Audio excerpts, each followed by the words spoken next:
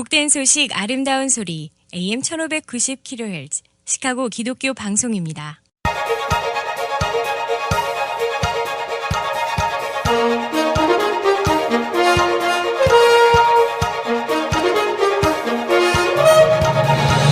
김정일 해설위원의 시사 해설. 세상을 넓게 봅니다. 삶의 지평이 넓어집니다.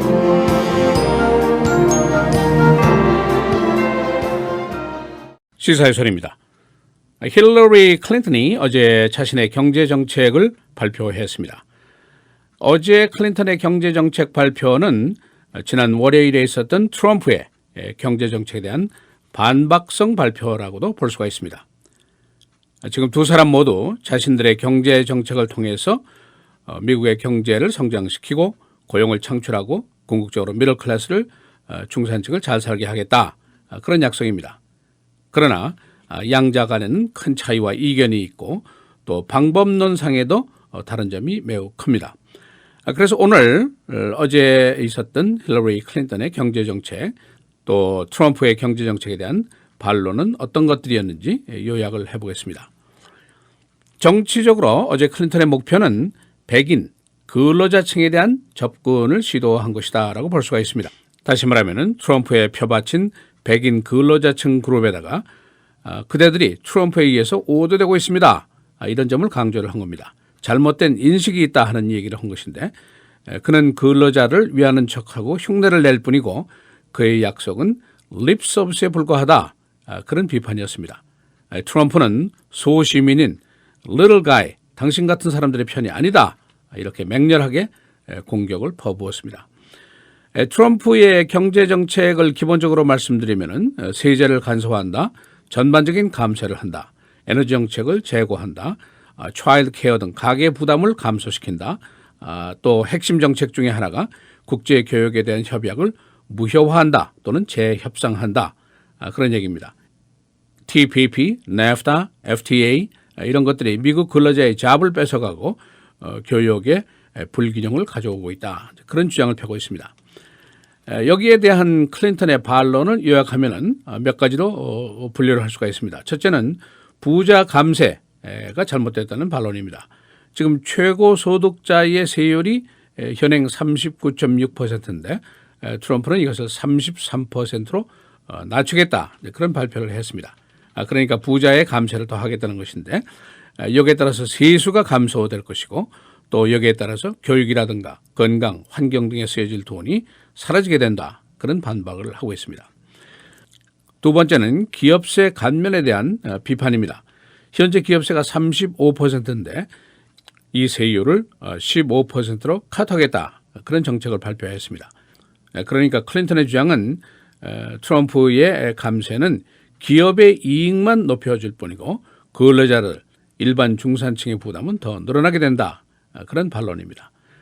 그리고 차일드 케어 문제, 일반 소시민들의 자녀 양육비가 전락되는 것보다 실제적으로는 부유층들, 내니를 두고 자녀들을 양육하는 부잣집 자녀 양육비의 절감만 더 크게 늘어나게 된다, 그런 반론입니다. 그리고 이제 상속세를 트럼프가 없애겠다고 발표를 했는데, 현재 세제상의 상속세 면제가 550만 달러에서 1000만 달러까지입니다. 그런데 이 이상의 상속세를 감면하고 확대를 한다면 이 부자들의 대물림 부자, 이것만 쉽게 될 뿐이고 저소득층의 중산층 진입이라든가 중산층의 부유층 진입, 이것은 미국에서 거의 불가능해질 것이다, 그런 반론입니다. 그리고 국제협약에 대한 무효화, 재협상 얘기를 하는데, 국제경제는 이미 서로 깊은 상관관계에 엮여 있고 연결이 되어 있기 때문에 자칫하면 국제사회에서 미국이 경쟁에서 뒤떨어지게 된다, 손해보는 장사를 할 수가 있다, 그런 얘기를 하면서 실제로 자칫 잘못하면 무역 전쟁을 이야기할 수 있는 원인이 될 수 있다는 반론을 제시하고 있습니다. 클린턴은 어제 만일 트럼프의 정책이 모두 다 실현이 될 경우에는 미국의 경제가 다시 리세션으로 빠져들 위험이 크고 약 340만 개 고용이 줄어들게 될 것이다, 그런 경고를 했습니다. 클린턴은 어제 트럼프의 경제정책에 대해서 맹공을 가하면서 그의 경제안이 공화당 자체까지 거부를 하고 있는 이상한 트럼피안 아이디어다, 이렇게 그 비판을 했습니다. Friends and Family Discount, 끼리끼리 해먹는 정책이다. 그런 반박을 했습니다. 클린턴이 어제 경제정책 설명에는 주로 트럼프의 월요일 발표에 대한 대조 또는 반박에 주력을 했습니다만 몇 가지 새로운 제안도 발표를 했습니다. 첫째는 미국의 기간시설에 대해서 투자를 좀 하자. 이 오바마 때부터 나온 얘기입니다만 인프라스트럭처로 새롭게 하는데 한 2,750억 달러 정도를 투자를 하자. 그러면 시설들이 개수가 될 것이고 고용이 늘어나게 될 것이고 그렇게 되면 세수가 늘어나고 소비가 증대된다. 그런 이론을 폈습니다. 또 한 가지는 대학 교육비 무료화 제안을 어제 했습니다. 연수입 12만 5천 달러 이하의 가정에서 대학교 다니는 자녀들은 그 수업료를 무료화하자는 제안입니다. 지금까지 대학 등록금에 대한 그랜트라든가 이런 제도가 많이 있어 왔습니다만은 이걸 좀 확대하자, 교육에 더 투자를 하자는 제안입니다. 또 한 가지 클린턴은 TPP, 그 Trans-Pacific Partnership, 태평양 지구 국가들의 교육 확대, 이것은 불균형 교육 협상이기 때문에 지금도 반대를 하고 앞으로도 반대를 할 것이다 하는 분명한 뜻을 밝혔습니다. 그러나 중국이라든가 멕시코 등에 대한 관세 부과라든가 이런 것은 반대를 하고 다만 그들이 교육 규정을 준수하는지 이것을 확실하게 면밀하게 살피고 주장을 하겠다. 그런 약속을 했습니다. 이 양측의 경제 정책을 주시해온 일부 진보계 학계에서는 양자가 모두 빈곤층 지원 계획에 대해서는 아주 전무하다, 완전히 부재다, 그런 실망을 나타내는 그런 의견들을 제시를 했습니다. 클린턴은 지금 미니멈 웨이지를 7달러 25센트에서 12달러로 인상하는 것을 원하고 있습니다만은 그러나 이것으로는 불충분하다는 것이죠. 예를 들어서 저소득층의 주택 문제 같은 것을 예로 들고 있습니다.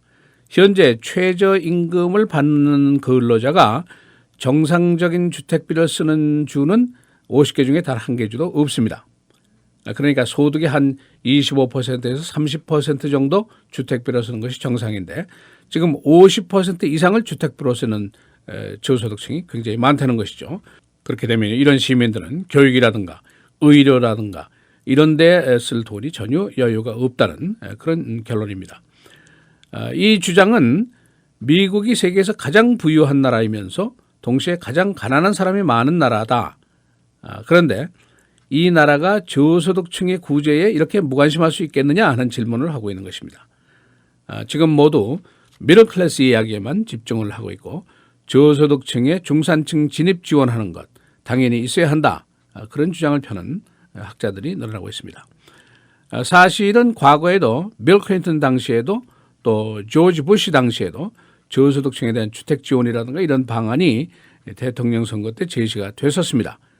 그러나 이번 선거 클린턴, 트럼프 모두 수십 개의 경제적인 이슈를 제안하고 있습니다만은 저소득층에 관련된 제안은 거의 없다는 것. 그것이 이번 선거의 하나의 특징이라면 특징일 수가 있습니다.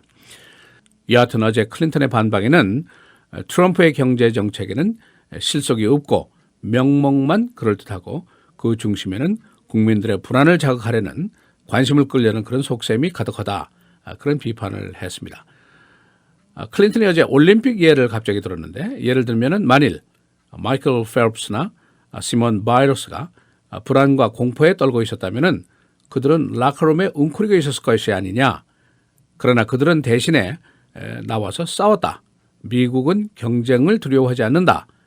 그러면서 경쟁력 강화를 주장했습니다. 시사해설 김재일입니다.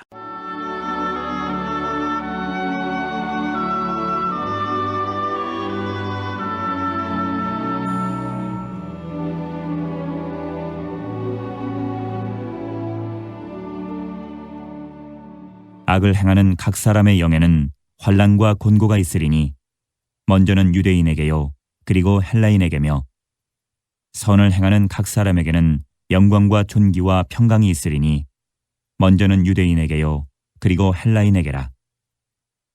이는 하나님께서 외모로 사람을 취하지 아니하심이라.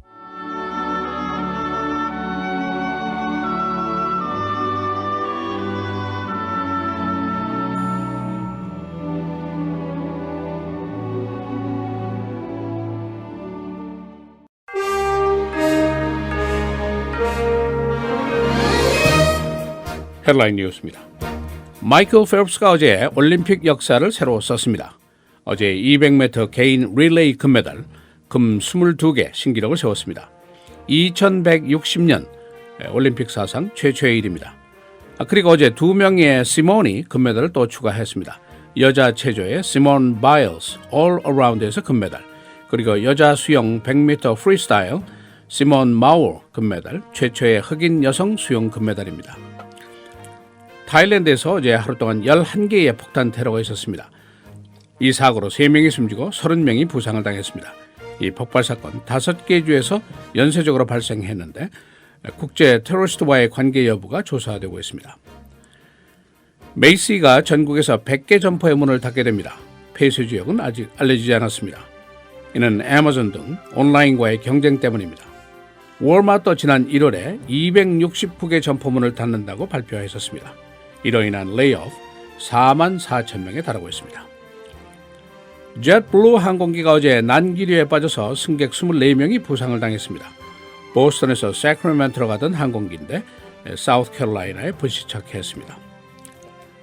작년에 아이시스에 합류하기 위해서 시리아로 간 영국 여성 3명, 종족이 아직 묘연합니다. 정부는 실종으로 보고 있고 가족들은 사망한 것으로 보고 있습니다. 이 세 영국 여성은 작년 2월에 아이시스에 합류를 위해서 터키로 떠났었습니다.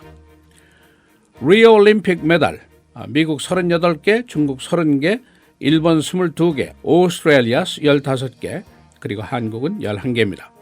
오늘 마이크 펠프스가 100m 버터플라이에 출전하고 KD 르데키가 800m 프리스타일에 또 출전하게 됩니다. 이 종목들은 두 선수가 모두 선호하는 종목입니다.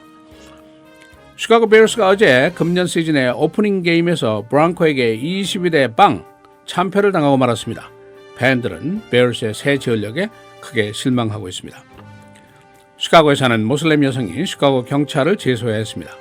32살 난 이 여성은 경찰이 자신의 종교를 이유로 불법 체포와 경찰권을 남용했다고 주장했습니다. 경찰은 이 여성의 히잡을 벗기고 모욕적인 언사를 썼다고 소장이 주장하고 있습니다.